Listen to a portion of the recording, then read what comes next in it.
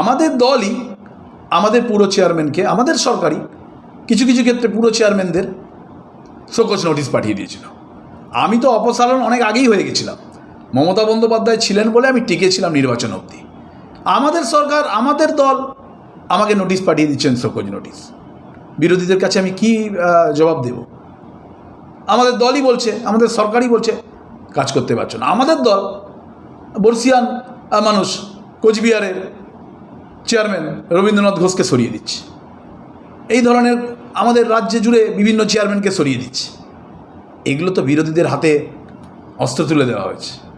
তো এইগুলো দিক দিয়ে সংগঠন দুর্বল হয়েছে।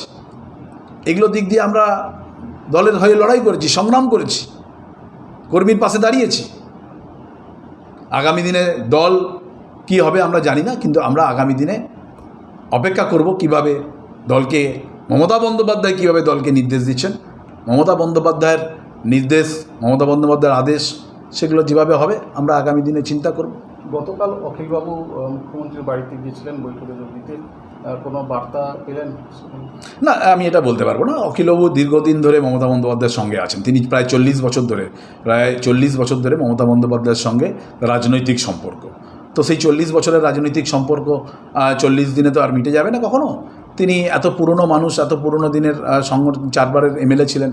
তো নিশ্চিতভাবে মমতা বন্দ্যোপাধ্যায়ের আজকে দিনে দাঁড়িয়ে যারা মমতা বন্দ্যোপাধ্যায়ের কাছ থেকে সবচেয়ে বেশি পেয়েছেন, সবচেয়ে বেশি নিয়েছেন, তারাই এখন মমতা বন্দ্যোপাধ্যায়ের বিরুদ্ধে প্রথম কথা বলছেন, প্রথম মুখ খুলছেন। তো স্বাভাবিক কারণে দল এখানে অনেক জায়গায় ভুল সিদ্ধান্ত নিয়েছে। কে খাঁটি আর কে নকল 15 বছরে দল ঠিক করতে পারেনি। এই 15 বছরে তৃণমূলের কে খাঁটি, তৃণমূলের কে নকল মমতা বন্দ্যোপাধ্যায় ঠিক করতে পারেনি। আজকে দেখুন, আমি একটা উদাহরণ দিচ্ছি। ঋতব্রত বন্দ্যোপাধ্যায়, তিনি সিপিএম করতেন। আমি যখন কলেজে পড়তাম, আশুতোষ কলেজে, সেই আশুতোষ কলেজে তিনি এসএফআই নেতা ছিলেন। আশুতোষ কলেজে এসএফআই নেতা ছিলেন এবং ডিওএফআইও করেছেন। সিপিএমের সময় তিনি পুরো সিপিএমের পিরিয়ডটা সিপিএমের সঙ্গে ছিলেন, প্রায় ম্যাক্সিমামটা। আবার তৃণমূল আসার পরে তৃণমূলের সঙ্গে এসে তৃণমূলের সাংসদ হয়েছেন। তৃণমূলের রাজ্য স্তরের নেতৃত্ব, একটি সংগঠনের রাজ্যের মাথায় দাঁড়িয়েছেন, বসেছেন।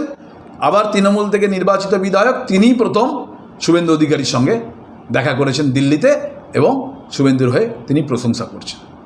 এই ধরনের লোককে আমরা এগিয়ে দিয়েছি। কিন্তু দলের মধ্যে থেকে যারা দলের একনিষ্ঠ কর্মী, যারা দলকে ভেবেছে, দলের ভালো ভেবেছে, তারা কিন্তু পিছিয়ে গেছে। তাদের কিন্তু আমরা পিছিয়ে দিয়েছি। তাই এইগুলো ধরেই কিন্তু আজকে দলের বিপর্যয় হয়েছে। আজকে আমরা আসল লোক চিনতে পারিনি বলেই